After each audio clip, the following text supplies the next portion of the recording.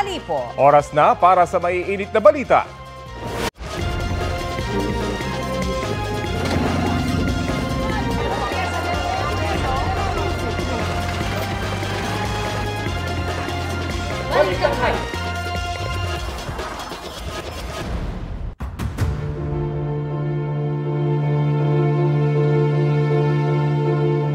Simula ngayong linggo, ila-livestream na ang mga pagdinig ng Independent Commission for Infrastructure.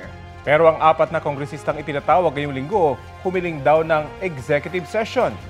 Balitang hatid ni Joseph Moro. Pagkatapos ng isang buwan matapos unang i-anunsyo na ila-livestream ang mga pagdinig ng Independent Commission for Infrastructure o ICI, mangyayari na daw ito sa kanilang social media page ngayong linggo ayon sa ICI. We've set up the system. We've done our testing already and it's going to be available in YouTube. Pero hindi malinaw kung ano nga ba ang talagang mapapanood ng publiko dahil ang lahat ng apat na kongresistang ipinatawag ng ICI ngayong linggo humingi ng executive session. Sabi ng ICI, pagbibigyan nila ang hiling na executive session kung ang idadahilan ay pasok sa kanilang guidelines. Gusto namin i-balance yung karapatan ng taong bayan on information, at the same time the individual rights of our resource persons at kung sino man yung kanilang mame-mention o madadawit sa kanilang testimony. So we were very careful about that. Base sa panuntunan ng Korte Suprema, ilan sa mga maaaring hindi isa publiko na mga impormasyon ay mga may kinalaman sa national defense o security kung mailalagay sa alanganin ng seguridad ng isang individual, mga privileged information o posible itong lumabag sa right to privacy.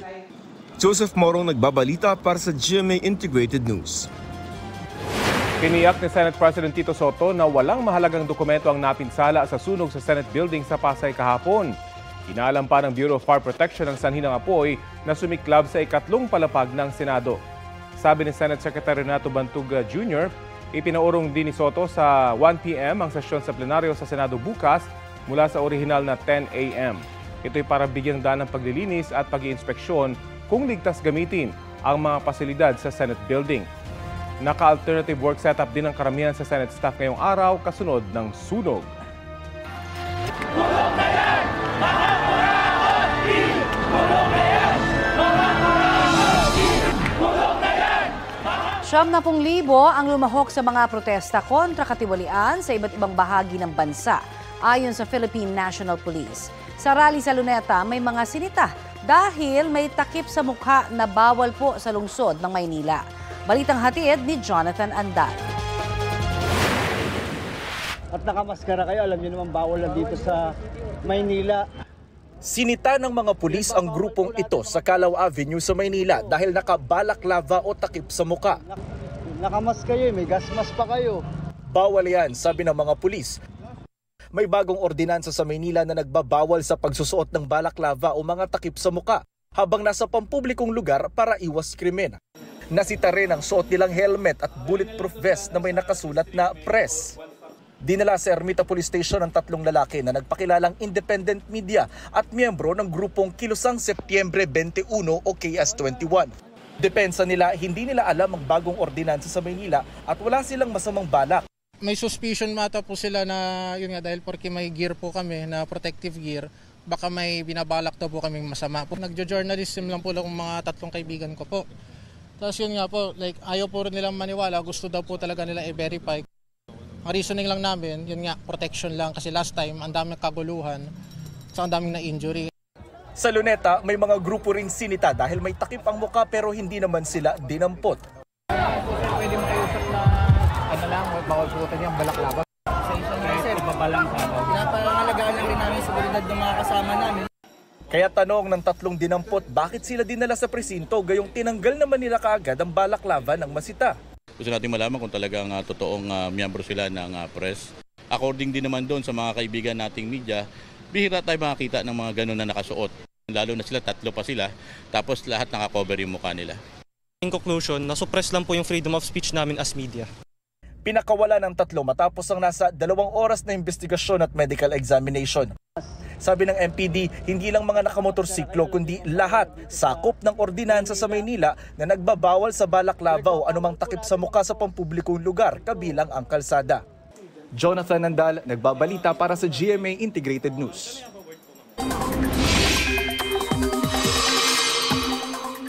Isa o dalawang bagyo ang posible pang mabuo o pumasok sa Philippine Area of Responsibility bago matapos ang 2025 ayon sa Pag-asa. Ngayong Disyembre, mataas ang chance na maglandfall ng posibleng bagyo. Maaari yung tumama sa Aurora, Bicol Region, Eastern Visayas o kaya sa Caraga Region. May namataan ngayong cloud cluster o kumpol ng mga ulap sa Pacific Ocean. May chance itong maging low pressure area at pumasok ng PAR sa mga susunod na araw. Kaya manatiling tumutok sa mga weather update. Intertropical Convergence Zone ang magpapaulan ng husto sa Eastern Visayas at buong Mindanao ngayong Lunes ayon sa Pag-asa. Easterlies naman dito sa Metro Manila at malaking bahagi ng Luzon. Habang hanging amihan ang nakaapekto sa Batanes. Nakataas ngayon ang thunderstorm watch dito sa Metro Manila, Bulacan, Rizal, Laguna at sa Cavite. Posible ang biglaang ulan na may pagkulog, pagkidlat hanggang alas 10 mamayang gabi. Ito ang GMA Regional TV News. May init na balita sa Visayas at Mindanao, hatid ng GMA Regional TV. Walang bagyo pero ilang araw nang inuulan ang ilang bahagi po ng Cagayan. Chris, ano ang sanhi daw ng masamang panahon dyan? Connie, shearline ang nagpaulan sa ilang bahagi ng Cagayan. Sa Tuguegarao, nalubog sa baha ang ilang kalsada gaya sa Centro Riverside. Napilitang lumusong ang ilang residente nitong mga nagdaang araw. Ngayong Lunes, bahagya ng humupa ang tubig pero hindi pa rin ito madaanan ng mga sasakyan. Magsasagawa pa raw kasi ng clearing operations ang mga otoridad sa naiwang putik at basura. Nagkarambola naman ang 4 na sasakyan sa barangay Santa Cecilia sa Tagkawayan, Quezon. Sa investigasyon ng pulisya patungong Bicol ang delivery van na may mga kargang bote ng tubig at alak. Sumalubong ito sa kabilang linya sa pababa at pakurbang bahagi ng Quirino Highway at nasalpok ang 2 tricycle at 1 motorsiklo. Isinugod sa ospital ang sugatang rider, mga driver ng tricycle at 1 pasahero. Ayon sa pulisya, nasangkot din sa aksidente sa Atimonan ang nasabing delivery van nitong Biyernes. Patuloy ang investigasyon. Wala pang pahayag ang truck driver. Patay ang isang binatilyo matapos magulungan ng truck sa Tondo, Maynila. Ang driver ng truck tumakas. Balitang hatid ni Bea Pinla. Paalis na ang truck na yan sa gasolinahan sa Tondo, Maynila nitong Sabado ng madaling araw. Sandali pa itong tumigil sa gilid ng kalsada bago nagdire-diretso ng takbo. Hindi malinaw sa kuha ng CCTV pero naggulungan na pala ng truck ang 16 anyos na lalaking kinilalang si Jomar ayon sa barangay. Nakatambay raw noon si Jomar sa gasolinahan kasama ang mga kaibigan niya. Kumatok daw si Jomar sa bintana ng truck. Pagdating noon, ayon na rin sa kwento, kumakatok daw yung bata. Although hindi naman siya sumampa, kumatok lang siya. Nung pag-abante na ng truck, nasagi yung bata, di natumba na hilo. Nung natumba na yung bata, so medyo napaikot siya, na ano yung kanyang paa. So yun na nga, nasagasaan na nga. Abate, tapos atras ganyan, sabay takbo po. Hindi rin nila nahabol yung sasakyan. Kasi ang bilis nga daw po ng takbo. Tumakas yung driver.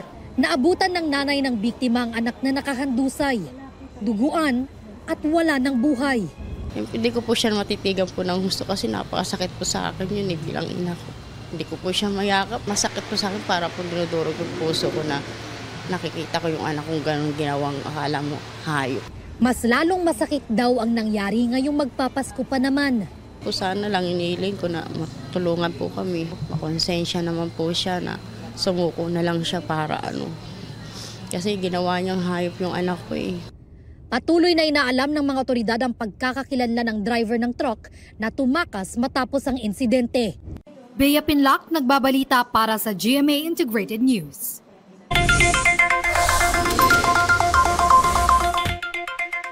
Preno muna ang taas presyo sa diesel at kerosene matapos kasi ang ilang linggong price hike ay may big time rollback.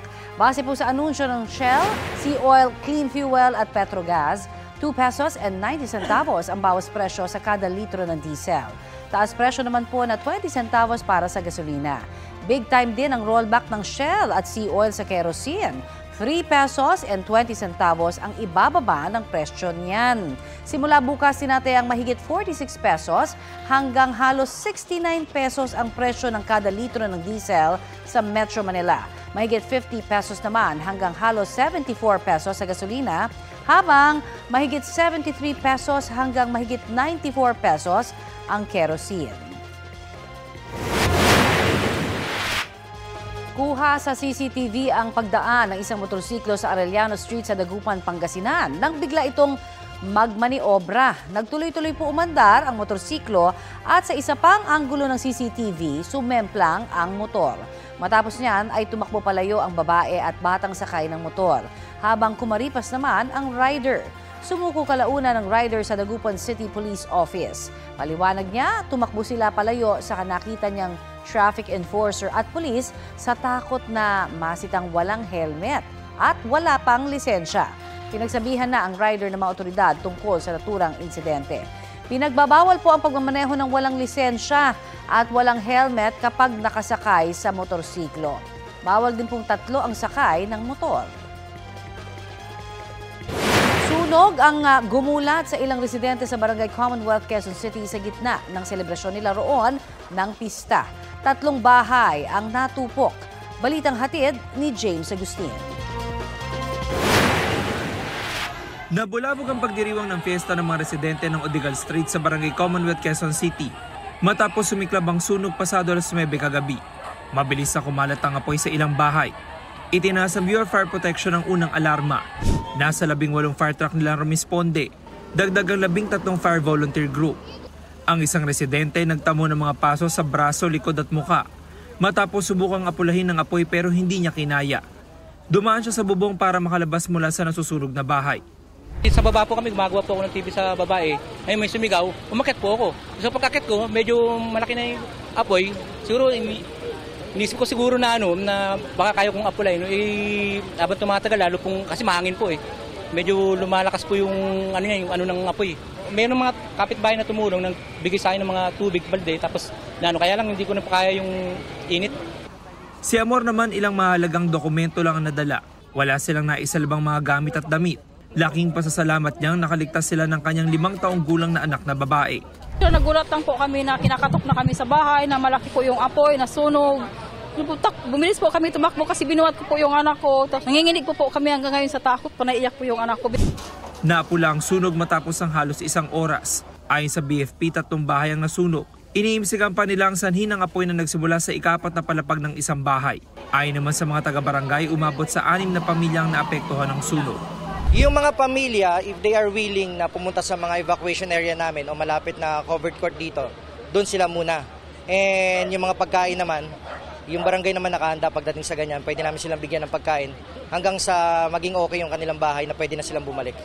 James Agustin, nagbabalita para sa GMA Integrated News.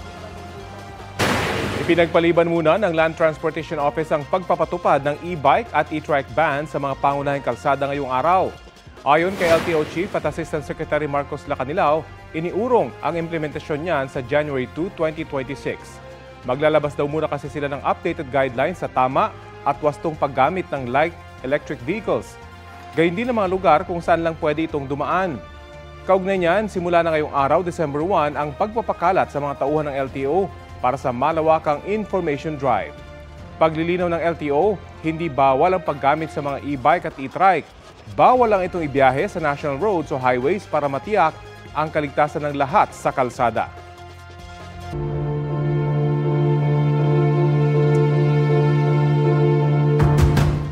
Alam daw ng Malacanang na marami nang naiinip sa mabagal umanong usad ng investigasyon sa flood control issue. Kaya panawagan ng palasyo sa mga ahensyang nag-iimbestiga, huwag nang patumpik-tumpik pa. Balitang hatid ni Dano Tingkungko. Bago magpasko, marami dito sa napangalanan dito ay palagay ko nasa ano na, matatapos na yung kaso nila, buo na yung kaso. Makukulong na sila. Wala silang Merry Christmas. Kasunod ng pangako ni Pangulong Bongbong Marcos na may makukulong ng sangkot sa kinurakot na flood control projects bago magpasko, umapela ngayon ng Malacanang sa mga kinauukulang ahensya na huwag magpatumpik-tumpik. Dapat mabilis ang pag-aksyon. Kung kaya naman agad isampahan ng kaso at nandiyan ang ebidensya, huwag na magpatumpik-tumpik sa panang kaso. May call sa lahat ng ahensya na involved dito, kumilos kayong lahat. Nasa Malacanang daw ang Pangulo at nakamonitor sa mga kilos protesta. Nakikinig daw ang Pangulo sa mga panawagan pati sa mga punang mabagal umano ang usad ng investigasyon sa mga anomalya. Giit ni Castro, kailangan maunawaan ng publiko na may due process. Meron kasing pagkakataon na kailangan ka pa na ebidensya. Okay? Kumpletohin yan. Yung mga nasampahan na kaso, it means sa mata ng ombudsman, kumpleto na to. Kaya isinampa na to. Tugon naman ng Justice Department sa mga naghahanap ng malalaking individual na makulong at managot sa flood control scandal. Kami man din po ay naiinip din, no? Pero hindi po natin pwedeng madaliin ang isang bagay dahil lamang po sa gusto nating ma-appease ang publiko. Kung ang habol po natin ay kasong matitibay, natatagal at tatayo sa husgado. Sa ngayon may 5 reklamo kaugnay sa flood control scandal ang iniimbestigahan ng DOJ. 3 sa mga ito submitted for resolution na. Dano Tingkungko, nagbabalita para sa GMA Integrated News.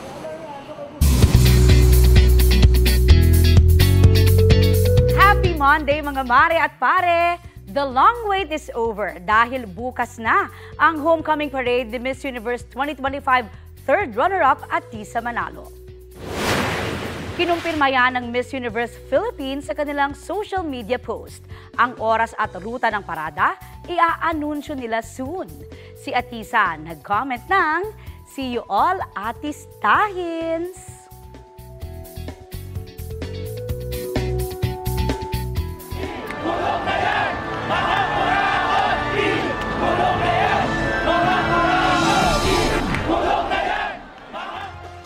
Iba't ibang grupo ang lumahok sa kilos protesta kontra katiwalian kahapon. Ang isang grupo, mga kritiko ni Pangulong Bongbong Marcos at taga-suporta ng mga Duterte. Ang ilan namang sumali sa Trillion Peso March, nakagirian ang pulisya. Balitang hatid ni Darlene Kai.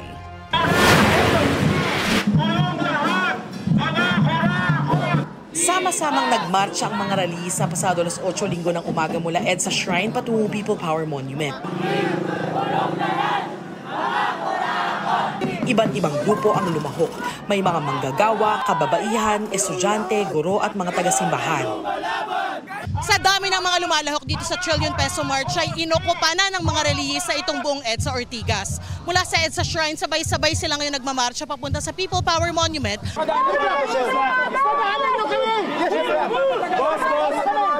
Sa isang punto, nagkagirian ng ilang relihista at mga pulis sa bandang EDSA Ortigas dahil tumanggi ang mga pulis na lawakan ang bahagi ng EDSA na dinaraanan nila. Maya-maya ay pinagbigyan din ang mga relihista. Naiwan sa EDSA Shrine ng ilang grupo ng senior citizens. Napapakinggan din nila ang misa at programa sa People Power Monument dahil may nakaset up na screen at speakers dito. Ngayon nakita natin, ang laki-laki ng pera ng Pilipinas, hindi pala tayo naghihirap. Pero hindi na ibibigay ang long-term care ng mga nakatatanda. Ilang hakbang lang mula sa EDSA Shrine, nagtipon naman ang isang grupo ng mga relihistang nananawagan ng Marcos resign! Malinaw ang kanilang panawagang magbitiw at managot sa batas si Pangulong Bongbong Marcos. Narito ang ilang miyembro ng PDP Laban, Marcos Resign Movement, Marcos Alis Dyan Network at Bangon Sambayanan People's Movement. Mga taga-suporta rin daw ni dating Pangulong Rodrigo Duterte at Vice President Sara Duterte. Ito po ay isang malinaw na panawagan. Wala nang patutunguhan ng gobyerno ni Marcos. Pabagsak na ito at lugmok ng buong bansa. Bandang tanghali ay pinaalis din silang mga pulis dahil wala daw silang permiso na mag-rally sa bahaging ito ng EDSA. Ayaw naman daw nilang idaos ang pagtitipon sa People Power Monument kung nasaan ang Trillion Peso March. Ihinihiwalay kasi nila ang kanilang pagkilos sa mga nagrally sa EDSA Shrine at People Power Monument. Nauna na kasing sinabi ng organizers ng Trillion Peso March na hindi sila nananawagan ng pagpapababa sa pwesto ng Pangulo. Sila ay nag-aalangan na ang papalit ay ang Vice Presidente. Pero wala silang choice. Ang nakalagay sa konstitusyon, when the President becomes incapacitated, becomes impeached, resigned, or removed from power, the constitutional succession will prevail. So, we hope na sila po ay mamumulat at hindi kami nawawala ng pag-asa na doon na rin patungo. Sa huli, pinayagan din silang mag-set up at magdaos ng programa sa tapat ng isang mall sa EDSA Ortigas hanggang alas 5 ng hapon. Pero bago pa pumatak ang alas 5 ay mapayapa silang nag-disperse. Darlene Kai, nagbabalita para sa GMA Integrated News. Sa ibang balita, tanggal sa pwesto ang ilang pulis na botas matapos masangkot sa pananakit umano ng mga detainee. May ulat on the spot si Mark Makalalad ng Super Radio DZBB. Mark? Rafi, sibak na sa pwesto ang 8 pulis sa botas na inareklamo ng 2 detainee ng torture. Sa press briefing sa Kamkrami, sinabi ni PNP spokesperson Police Brigadier General Randolph Tuanyo na dinala na sa District Personnel Holding and Accounting Unit ang 8.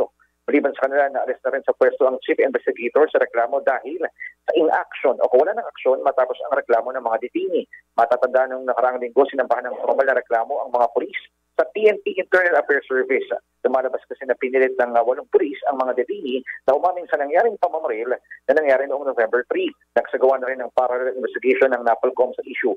Samantala, nakahanda ang PNP na ipatupad ang batas sakaling may mga panibagong arrest warrant na inalabas ang korte laban sa mga sangkot sa anomalya sa flood control. Sa press briefing sa Kamkrami, sinabi ni PNP Acting Chief Police Lieutenant General Jose Melencio Nartates Jr. na makikipagtulungan sila sa iba't ibang ahensya ng pamahalaan para maihatid ang hustisya at maiharap ang mga sangkot sa kanilang mga kaso. Sa ngayon, 16 na arrest warrant na ang labas ng korte sa mga sangkot sa anomalya sa flood control. Sa bilang nito, 9 ang nasa kustodiya ng pamahalaan matapos na maaresto at sumuko. Nikaya naman ni Nartates ang mga may nilalaman sa kinaroroonan ng mga arrest warrant sa flood control na makipagtulungan sa kanila. Samantala, sa press briefing din kanina, nagpahayag ng kahandaang sumuko ang 2 lokal na opisyal ng Sunwest Construction and Development Corporation na may arrest warrant kaugnay sa anomalya sa flood control. Ayon kay PNP, Criminal Investigation and Detection Group Director, Police Major General Alexander Robert Morico, sa kasagsagan ng manhunt operations, nakipag-ugnayan sa kanila ang pamilya ng 2 opisyal. Mark Makalalad ng GMA Super Radio DZBB, nag-uulat sa Balitang Hali. Maraming salamat, Mark Makalalad.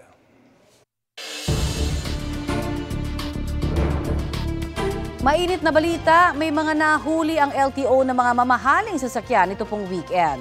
Detalye tayo sa ulat on the spot ni Dano Tingkungko. Dano?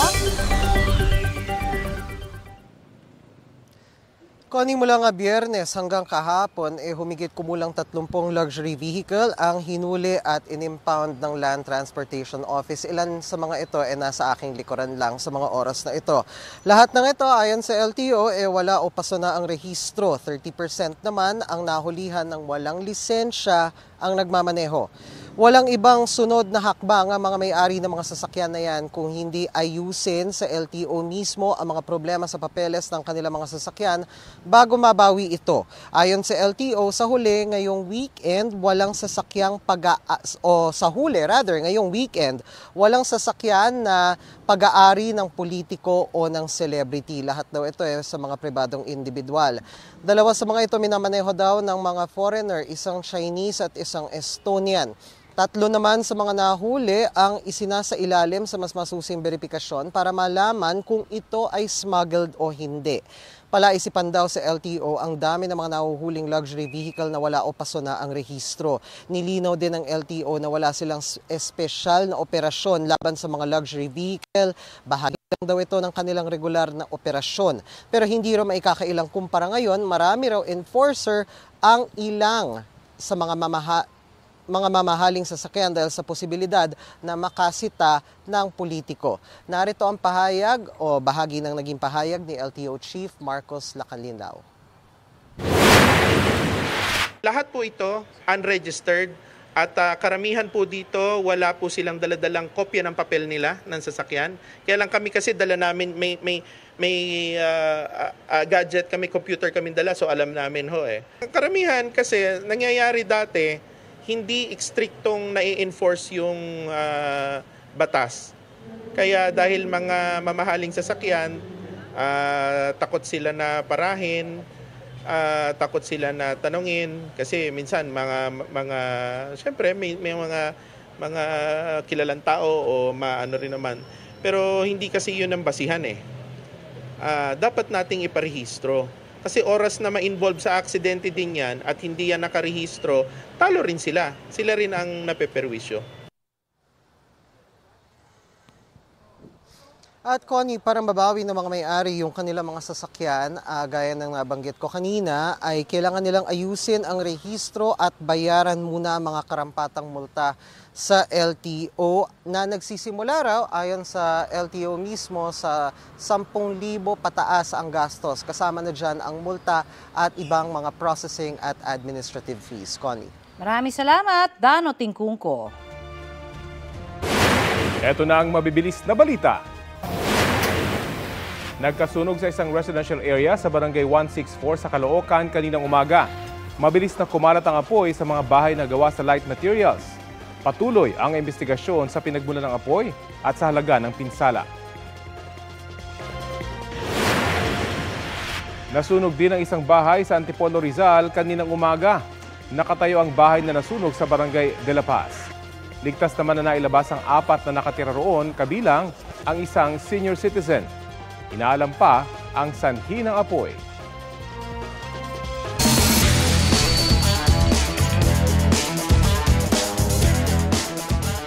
Sumabak na sa professional boxing ang anak ni pambansang kamao Manny Pacquiao na si Jimwell. Hinarap ni Jimwell sa kanyang 4-round lightweight match si Brendan Lally ng Chicago. Nauwi sa majority draw o tabla ang laban nila sa California, USA. Sabi ni Manny, isang magandang karanasan para sa anak ang unang professional match. Kabilang ang pambansang kamao at misis niya si Jinky sa mga nanood ng laban.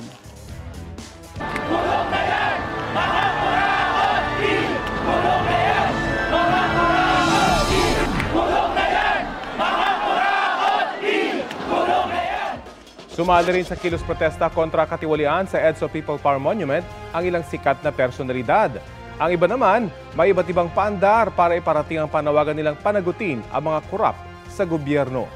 Balitang hatid ni Marisol Abduraman. Placard o streamer, maging sa mga suot na t-shirt. Nagsusumigaw ang panawagan namang ng protesta para sa trillion peso march sa People Power Monument. Ang panagutin ang mga korap. Ng bayan! Ang iba, idinaan sa costume. Ang isang ito, nagaling Quezon Province, nag-ala Imelda Marcos. Ang ilan, may dalang alagang hayop. Ang asong ito, may nakakabit na mensaheng nangangagat ng korap. Ang mobile kulungan na ito, may mga mukha at nakapaskil ang mga pangalan ng mga nasasangkot sa flood control anomaly. May mga nakiisa ring personalidad gaya ni Pokwang, Elijah Canlas, Noel Cabangon, Ben and Ben. Sana po, bigyan po ninyo ng pansin ang pangangailangan po, lalong-lalo na ng ating mga maliliit na mamamayan. Yung kaligtasan po ng bawat isa kapag kami mga sakuna, lalong-lalo na po yung mga flood control na yan. Ang mag-asawang ito sa protesta ginugol ang kanilang linggo para raw sa kanilang mga apo. It pains me to see them grow up in an environment like this. Sobrang unfair because we work really hard. There has to be results and results should be seen now. We cannot delay. Balik EDSA naman ang dalawang ito na parehong naging bahagi ng 1986 EDSA People Power Revolution. I am for the country. Marami pa rin akong apo na pwedeng makinabang sa pagbabago. Corruption din. Yung pagbabago kasi nasa ganito na yan. At saka nasa isip ng tao yan. Marisol Abduraman, nagbabalita para sa GMA Integrated News. Ito ang GMA Regional TV News. Balita sa Visayas at Mindanao, hatid ng GMA Regional TV. Bistado sa isang bus terminal sa General Santos City ang isang bahagi o bagahe na may mga buhay na pirana. Cecil, saan daw galing yung mga pirana? Rafi, ibinibenta raw ito ng isang online seller mula sa Cagayan de Oro City. Base sa investigasyon, mahigit 4 na pirana ang naka-plastic bag at niligay sa kahon ang nakita ng mga tauhan ng Bureau of Fisheries and Aquatic Resources. Kinustudiya pansamantala ang isang binatilyo na isa sa mga buyer. Nakabili raw siya ng 10 pirana sa halagang 2,000 pesos. Hindi raw niya alam na bawal ito. Pinakawalan din siya kalaunan matapos makausap ng mga pulis ang kanyang mga magulang. Ayon sa BFAR Region 12, ipinagbabawal ang pagbebenta ng pirana na isa sa mga highly invasive na isda o nakapipinsala sa natural ecosystem. Patuloy pang tinutugis ang sinasabing nagbebenta nito. Sugatan sa pananaksak ang 3 binatilyo sa Lapu-Lapu City dito sa Cebu.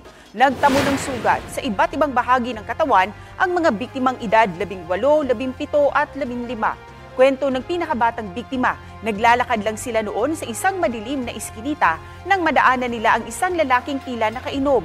Sinakal daw siya kaya sumuntok ang kanyang barkada hanggang bumunot ng patalim ang lalaki. Nakatakbo palayo ang isa nilang kasama, kaya silang 3 ang nasaksak. Ang pinakamatanda naman na biktima halos hindi pa makagalaw dahil sa mga sugat na tinamo. Kumukuha pa ng mga CCTV footage ang pulisya malapit sa lugar para makilala ang suspect.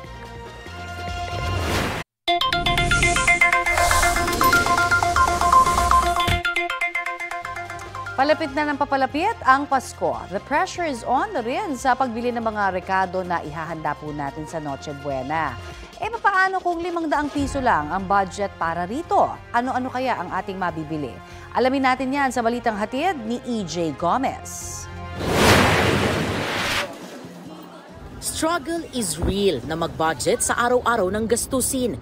Kaya nang sabihin ng Department of Trade and Industry na kasya na raw ang 500 pisong budget pang Noche Buena ng pamilyang may 4 na miyembro, may mga napa-angry reacts. 500 pesos kasama yung Christmas ham, spaghetti, fruit salad, macaroni salad, and Pinoy pandesal na 10 pieces. That's when someone asked me that kung kasha yung 500 pesos, I said yes, kasha yung 500 pesos for a family of 4 or less. Hindi po sapat. Sa sangkap lang kulang pa yan. A-afford yung pag 2 pamilya lang.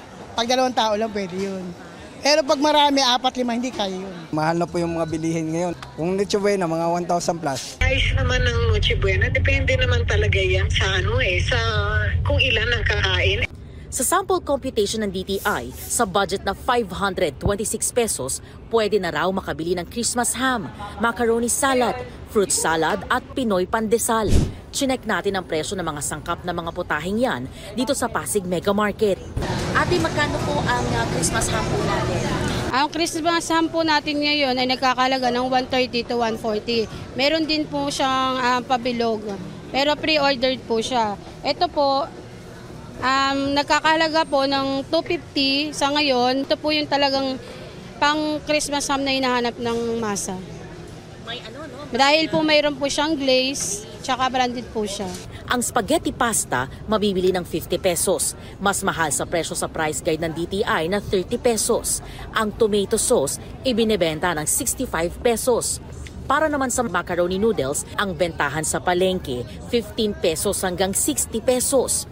Ang mayonnaise 95 pesos kada 220 ml. At ang cheese 58 pesos hanggang 60 pesos kada 160 grams. Ayon sa DTI, kaya rin pagkasyahin sa 500 peso na budget ang fruit salad. Sa fruit cocktail po, ito wala po kaming stock na maliit. Ito lang po ang meron kami. Yung price niya po is 98 lang po yung available. At ang all-purpose cream naman, 40 pesos ang pinakamura sa Pasig Mega Market. Nasa 36 pesos ang presyo niyan kung base sa price guide ng DTI. Kung sa palengke mamimili ng mga rekados at susumahin, nasa 700 pesos ang magagastos sa simpleng handa. Stress daw si Mary Jane lalo't may pagtaas pa sa presyo ng LPG. Diskarte na lang din daw talaga sa pagluluto ngayong Pasko. Eh di magtitipid na kami ng gasol, mag-uuling na lang kami. EJ Gomez, nagbabalita para sa GMA Integrated News. Hanggang saan nga ba aabot ang 500 peso budget na ayon sa DTI? Sasapat na raw pang Noche Buena para sa pamilyang may 4 na miyembro. Kausapin po natin si Consumers Union of the Philippines President, Attorney Rodel Taton. Magandang umaga at welcome po sa Balitang Hali, sir. Magandang tanghali, Connie. Ano po sa tingin nyo? Ang naging basihan kaya nitong DTI sa pagsabi na kasya na ang 500 pesos sa Noche Buena budget po? Yan din ang isang katanungan ng mga mamimiling Pilipino, Connie, no? Because as we see it, walang basihan ang sinasabi ni Secretary Roque about sa 500 na amount ng Noche Buena. Kasi sa ating pagsusuma at ating pagpupunta sa mga palengke, makikita natin na ang presyo ay sobrang mahal, no? Sa ordinaryong palengke lamang, no? So, if sa 500 pesos, yun ang katanungan ng ordinaryong Pilipino. So, para sa 4 na tao ay 500 pesos. I mean, kakatawa, no? I mean, nakakatawa. Really, this is something na parang imposible na mangyari. While we understand that Christmas season is about love, about thankfulness and all that, and it's being celebrated only once a year, pero bigyan naman natin ng disente, bigyan naman natin ng magandang pagtingin ang ordinaryong Pilipino. If this is the only time of the year na masarap ang kanilang pagkain, no, as a family, I think one thing there that should be looked into is really on the prices. Ang DTI, kailangan nilang pangunahan ang pag-monitor sa mga presyo sa mga palengke. Sinasabi natin tingi-tingi lamang bumili ang Pilipino, pero kailangan din nating monitor ng maayos kasi dito nagsasamantala naman ang mga ibang nagbebenta sa mga palengke, no? The thing here is that the DTI should be proactive in looking at the prices, no? At paalala natin dito na ang 500 pesos ay hindi sapat at hindi disente para sa 4 na miyembro ng isang pamilya. Okay, sa pagtataya po ninyo, anong klaseng Noche Buena kaya ang kakasya, no, sa 500 pesos? Yes, ang sa 500 pesos, I think ito ay sapat lamang sa isang tao, no? Isang tao, kasi mag-order ka sa, halimbawa, sa isang fast food chain, ay ang isang order ay more than 100 pesos na. So, for a family, I think it's more or less 1,000 to 2,000 pesos dapat ang budget for a decent family dinner in a Noche Buena, Connie. Okay, ano pong ang reaksyon ninyo dahil may mga ilan din po nagsasabi, di ba, na wag na sanang pakialaman ng DTI yung pagbabudget dahil sanay na sanay daw ang masang Pilipinong mag-budget sa hirap ng buhay. Pero ang sana daw ay, kumbaga, tulungan na lang sila dun sa mga manufacturers na mapababa ang presyo o kaya naman may mga packages na sana maibigay sa kanila. Ano ho ang inyong tingin dyan bilang suhestyon?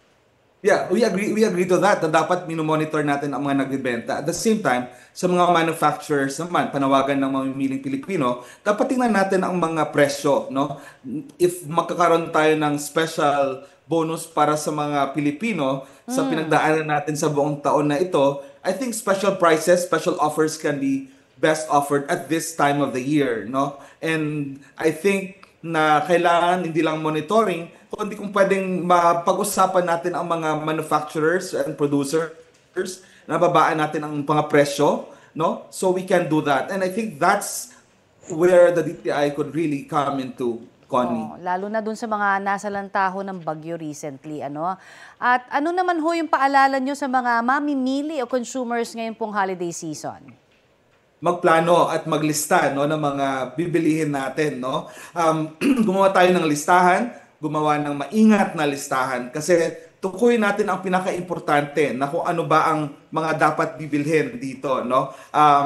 And halimbawa, strictly sundin natin ang ating listahan, no? Huwag tayong maging impulsive sa pagbili kung ano-ano ang ating naiisip pag nasa palengke na tayo, no? Huwag mag-overspend, tiyakin na ang kabuang presyo ng lahat ay nasa listahan at hindi lalagpas sa ating budget, no? Ang prioridad at ang pagpili, meaning prioritization at ang proper selection kung ano ang practical na regalo, practical na bilihin, kung anong lulutuin natin.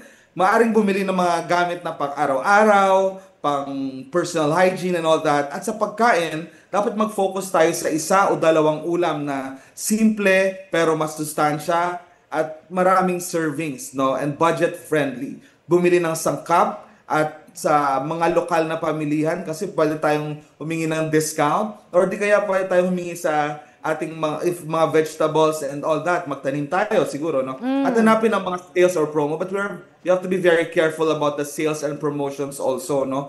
And also, you bring with you yung calculation and tracking ng mga binili po ninyo, no? Alright, marami pong salamat. Malaking tulong po yung mga ibinigay niyong tips na yan at paalala. Thank you very much po. Maraming salamat, Connie. Yan po naman Mabuhay ang mamiling Pilipino. Opo. Yan po naman si Consumers Union of the Philippines President Attorney Rodel Taton. Engaged na ang kapuso actress na si Thea Tolentino. Nag-post si Thea ng proposal pictures nila ng kanyang non-showbiz boyfriend na si Martin Joshua San Miguel. Nangyari daw yan itong November 25. Nag-propose ang pilotong si Martin Joshua after 4 years nila in a relationship. It's a yes naman ang sagot ni Thea. Overwhelming love at well wishes ang natanggap ng newly engaged couple. Congratulations, Thea and Martin Joshua!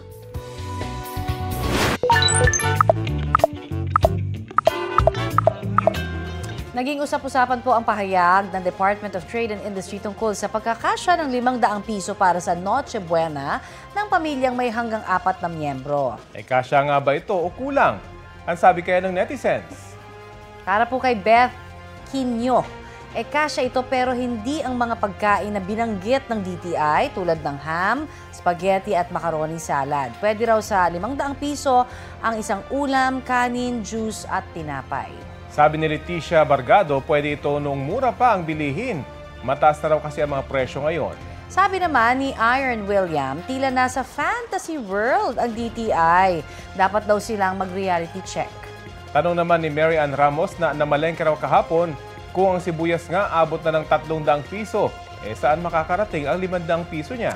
Mga kapuso, makisali po sa aming online talakayan sa iba't ibang issue. Kung may nais din kayong maibalita sa inyong lugar, mag-PM na sa Facebook page ng Balitang Halik. Ito ang GMA Regional TV News. Patay ang isang lalaki at kanyang pamangkin matapos aksidenteng makuryente sa Uton, Iloilo. Ayon sa misis ng isa sa mga biktima, nagpaalam ang mister niya noong Huwebes ng gabi na aayusin ang naputol na linya ng kuryente kasama ang pamangkin niya. Sinabihan pa raw niya ang asawa na huwag nang tumuloy dahil madilim na pero umalis pa rin. Biyernes na ng umaga nang natagpuan ang barangay Tanod ang magtiyuhin na nakadapa sa damuhan. Walang pahayag ang iba pa nilang kaanak. Arestado naman sa bypass operation ang isang lalaking nagbebenta umano ng iligal na droga sa Tuguegarao, Cagayan. Nakumpiska sa kanya ang 20 gramo ng hininalang shabu na may halagang 130,000 pesos. Ayon sa pulisya, nasa drug watch list ng Philippine National Police at Philippine Drug Enforcement Agency ang 42 anyos na suspect. Wala siyang pahayag.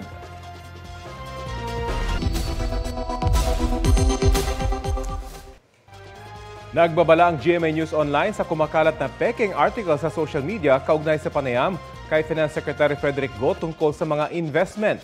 Ang sagot ng GMA News Online, hindi yan totoo. Hindi sa GMA Network o GMA News Online ang URL ng peking article. May mga link din nakalagay doon na posibleng phishing o isang uri ng cyber attack kung saan makukuha ang inyong personal na impormasyon. Para matiyak na lihitimo ang nababasa niyong balita online, bisitahin ang official URL ng GNO na www.gmanetwork.com/news. Epektibo ngayong December 1, ipatutupad na ng Department of Agriculture ang 120 pesos kada kilo na maximum suggested retail price ng imported na pula at puting sibuyas. Ang mga nagtitinda, umaalma. Balitang hatid ni Bea Pinlac. Kulang ang lasa ng ilang paborito nating ulam kapag wala ang isa sa mga pangunahing rekado na sibuyas. Pero nakakaiyak ngayon ang presyo nito. Dito sa Blumentritt Market, naglalaro sa 160 hanggang 300 pesos ang kada kilo ng pulang imported na sibuyas. Nasa 120 hanggang 140 pesos naman ang puting imported na sibuyas. Mas lalong tumataas. Tataas pa po. Malaking dagok sa amin ang presyo ng sibuyas ngayon. So, paano namin gagawin yung pagtitipid? Kasi importante siya, unang-unang kailangan sa kusina. Para mapigilan ang lalong pagsipa ng presyo ng imported na sibuyas, epektibo simula ngayong araw ang 120 pesos kada kilo na maximum suggested retail price ng pula at puting sibuyas. Layon daw nitong mas stabilize ang presyo ng sibuyas habang tumataas ang demand ngayong magpapasko. Bagamat may kaunting bawas sa supply ng sibuyas dahil sa mga delay sa pag-angkat, ayon sa DA, hindi tama na higit pa sa doble ang ipresyo rito. Pero sabi ng ilang nagtitinda, wala pong mabibiling 120 kasi. Kahit po ikutin niya yung buong Divisoria, buong bilihan ng mga gulay, wala po siya makukuha 120 na puhunan. Wala po talaga mabibiling 120 sibuyas. Hindi po kaya. Kasi mataas po ang puhunan eh. Mahal nga po ang puhunan, hindi namin pwedeng ibenta, malulugi naman kami. Walang kita. Pati ang ilang mamimili, duda raw na may papatupad ang MSRP. Kahit may SRP po, hindi naman po sila sumusunod. Kailangan pong tiisin na lang ho. Hindi na yung normal na marami yung ginagamit sa pagluluto. Nagbabawas na lang ho kami. Hirap din kami. Kaya ako, pag araw-araw ako namamalengke, maghahanap kami ng medyo mura, magbabawas ka din nung bibilihin mo. Bea Pinlac, nagbabalita para sa GMA Integrated News. Isang overseas Filipino worker ang kumpirmadong patay sa sunog sa Tai Po District sa Hong Kong, ayon sa ating Philippine Consulate General doon. Nagpaabot po ng pangkikiramay at tulong ang Department of Migrant Workers sa mga kaanak ng namatay na OFW. Tiniyak ng OWA na tutulong sila para maiuwi ang katawan ng biktima. May educational assistance din para sa mga naulila niyang anak. Isang Pinoy naman ang sugatan sa sunog. Nasa 84 na Pinoy ang naitalang ligtas. 7 Pinoy naman ang inaalam pa ng konsulado kung nasaan. Nakikiisa naman sa pagdarasal at pag-aalay ng bulaklak sa mga nasawi sa sunog ang Filipino community roon. Patuloy ang investigasyon sa sanhi ng apoy. Kinilala si Pinoy Olympic double gold medalist Carlos Yulo sa Stop and Salute flag raising ceremony sa Luneta Park sa Maynila kaninang umaga. Para yan sa kanyang kontribusyon sa bansa bilang isang Olympian. Bukod kay Yulo, kinilala din ang mga overseas Filipino worker bilang paggunita sa Overseas Filipino Month. Ayon kay Yulo, malaking karangalan ng pagkilala at alam din daw niya ang karanasan ng isang OFW bilang isang atletang nagsasanay sa ibang bansa.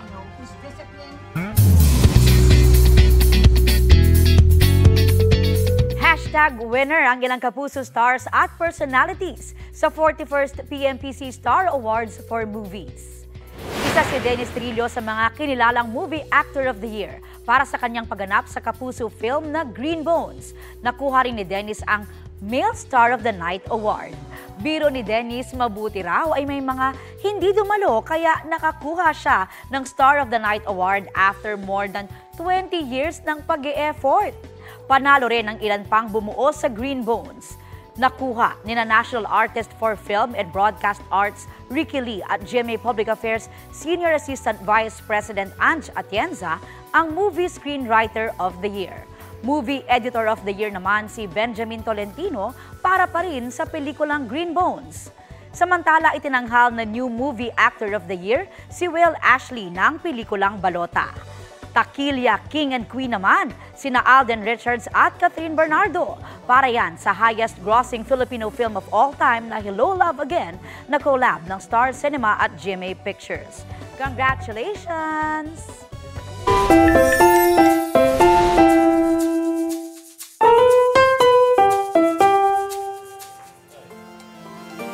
"24 days na lang, Pasko na! Ano ang hindi nawawala sa mga Pinoy tuwing holiday season?" Siyempre, di ba? Yung mga paandar na Christmas caroling. Lume-level up talaga ang pagiging extra every year. Ngayong 2025, may entry ang ilang estudyante ng Davao del Norte State College.